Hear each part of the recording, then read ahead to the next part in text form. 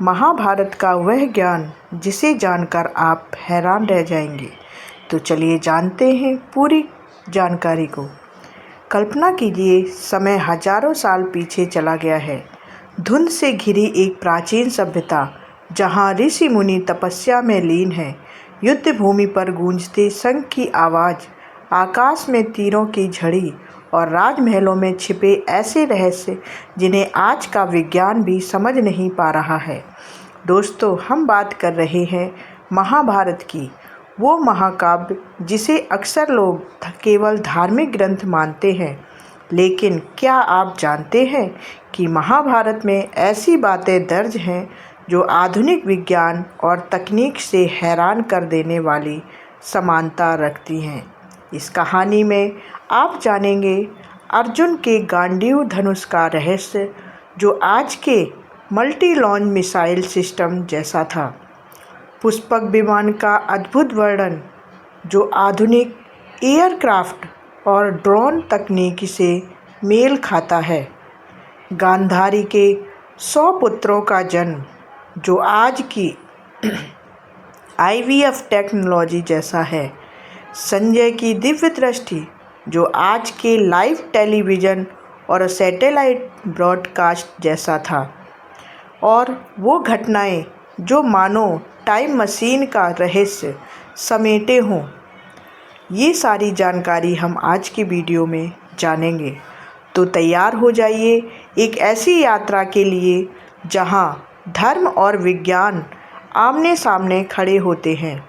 और सवाल उठता है, क्या महाभारत केवल कथा है या कोई हुई वैज्ञानिक सभ्यता का प्रमाण, या खोई हुई वैज्ञानिक सभ्यता का प्रमाण? तो चलिए जानते हैं पहले रहस्य को। अर्जुन और गांडीव धनुष। युद्ध भूमि कुरुक्षेत्र। आकाश में बादलों जैसी गूंज। कौरवों की सेना सामने खड़ी, लाखों योद्धाओं का हुजूम, और पांडवों की ओर से खड़े हैं अर्जुन, दुनिया के महानतम धनुर्धर। लेकिन अर्जुन को सबसे अलग बनाता है उनका धनुष गांडीव। यह कोई साधारण धनुष नहीं था। कहा जाता है कि इस धनुष को देवताओं ने बनाया था और यह इतनी शक्ति रखता था कि एक साथ हजारों बार छोड़ सकता था।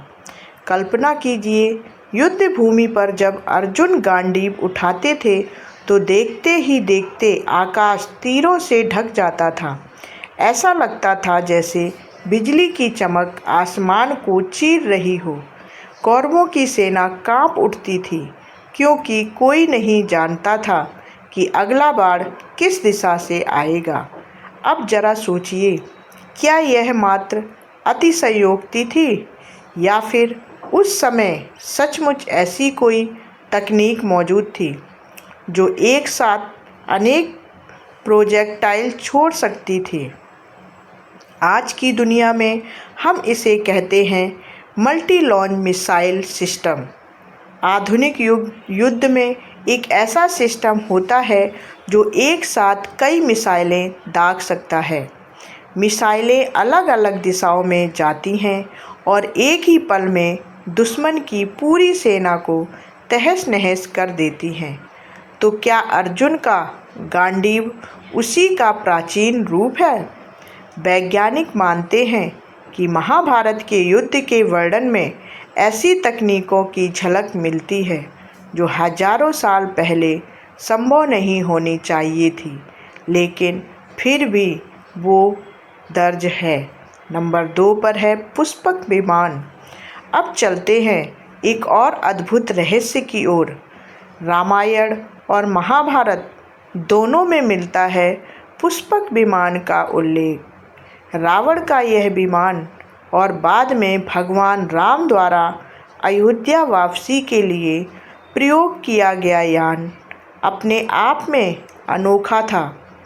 कहा गया है कि यह विमान आसमान में उड़ सकता था। यह केवल उड़ने वाला यान ही नहीं था, बल्कि इच्छानुसार कहीं भी जा सकता था। विमान इतना विशाल था कि पूरा का पूरा परिवार उसमें बैठ सकता था और सबसे हैरान करने वाली बात, यह खुद चलने वाला यान था जिसमें ईंधन या चालक की आवश्यकता नहीं थी। अब सवाल उठता है, क्या यह सिर्फ कल्पना है या फिर सचमुच हमारे पूर्वजों के पास ऐसी कोई तकनीक थी? आज के समय में हमारे पास एयरक्राफ्ट और ड्रोन तकनीकी है। हम सैकड़ों यात्रियों को ले जाने वाले जंबो जेट्स बना चुके हैं। हमारे पास रिमोट कंट्रोल से उड़ने वाले ड्रोन हैं जिन्हें हम दूर बैठकर नियंत्रित कर सकते हैं। क्या पुष्पक विमान उसी तकनीकी का संकेत है? कई शोधकर्ताओं का मानना है कि यह फ्लाइंग मशीन वास्तव में एक एडवांस्ड एयरक्राफ्ट थी जिसकी तकनीक खो चुकी है। कल्पना कीजिए, हजारों साल पहले आसमान में उड़ता एक विमान। क्या यह दृश्य उस युग के लोगों को किसी सपने जैसा नहीं लगता होगा? तीसरा रहस्य, गांधारी के 100 पुत्र। अब आते हैं वो कहानी जिसने वैज्ञानिकों को सबसे ज़्यादा हैरान किया है। गांधारी, धृतराष्ट्र की पत्नी। गांधारी ने शिव से वरदान मांगा था कि उसे 100 पुत्र हों। वरदान तो मिल गया, लेकिन जब गर्भधारण हुआ तो वर्षों बीत गए और कोई बच्चा पैदा नहीं हुआ। जब समय निकला तो गर्भ से केवल एक मांस का टुकड़ा बाहर आया। सब लोग हैरान थे, लेकिन तब व्यास ऋषि ने एक अद्भुत प्रयोग किया। उन्होंने उस मांस को 100 टुकड़ों में बांटा। प्रत्येक टुकड़े को एक एक घड़े में रखा। उन घड़ों को औषधियों और विशेष घी से भरा गया। कुछ समय बाद हर घड़े से एक एक शिशु बाहर आया। इस प्रकार गांधारी के 100 पुत्र हुए। अब सोचिए, क्या यह सामान्य प्रसव प्रक्रिया थी? नहीं, यह एकदम वैसा ही है जैसा आज IVF या टेस्ट ट्यूब बेबी में होता है, जहां भ्रूण को बाहर विकसित किया जाता है और फिर उसे जन्म दिलाया जाता है। आज विज्ञान इसे संभव मानता है, लेकिन महाभारत में इसका वर्णन हजारों साल पहले दर्ज हो चुका है। तो सवाल उठता है, क्या हमारे पूर्वजों के पास एडवांस्ड मेडिकल साइंस था या यह केवल एक अद्भुत कल्पना थी? नंबर 4 पर है संजय की दिव्य दृष्टि। धृतराष्ट्र अंधे थे, लेकिन कुरुक्षेत्र का युद्ध वे देखना चाहते थे।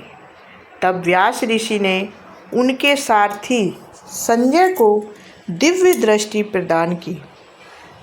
संजय महल में बैठे बैठे दूर युद्ध भूमि में हो रही घटनाओं का सजीव वर्णन कर रहे थे।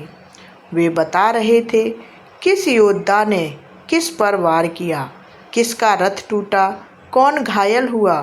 क्या यह केवल चमत्कार था या फिर यह किसी प्रकार का लाइव ब्रॉडकास्ट था? आज हम टीवी और सैटेलाइट के जरिए दूर बैठकर लाइव घटनाएं देख सकते हैं। क्या संजय की दिव्य दृष्टि उसी का संकेत थी? यह प्रश्न आज भी वैज्ञानिकों को सोचने पर मजबूर करता है। नंबर 5 पर रहस्य, समय और भविष्य की झलक। महाभारत में कई ऐसे प्रसंग आते हैं जब ऋषि मुनि भविष्य की बातें बताते हैं। कभी वे युद्ध के परिणाम की भविष्यवाणी करते हैं, तो कभी आने वाले युगों का वर्णन। क्या यह केवल आध्यात्मिक शक्ति थी या वे सचमुच समय की परतों को देख सकते थे?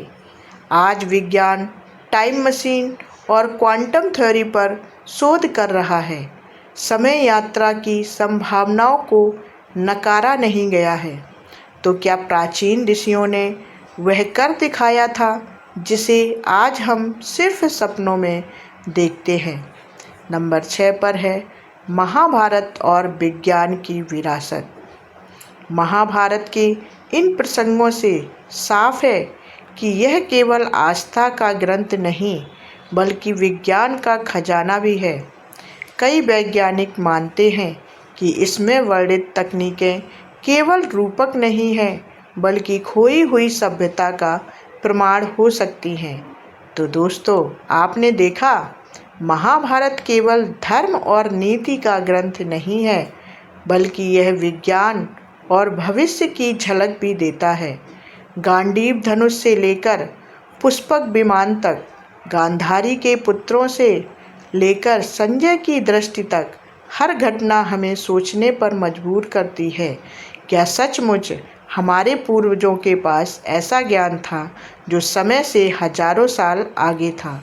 शायद महाभारत केवल अतीत की कहानी नहीं है, बल्कि भविष्य का आईना है, और यही रहस्य हमें हमेशा जिज्ञासु बनाए रखता है। क्योंकि सवाल अब भी वही है, क्या महाभारत केवल कथा है या खोई हुई वैज्ञानिक सभ्यता का प्रमाण है? तो कमेंट करके आप हमें बताएं इस सवाल का जवाब कि महाभारत क्या है।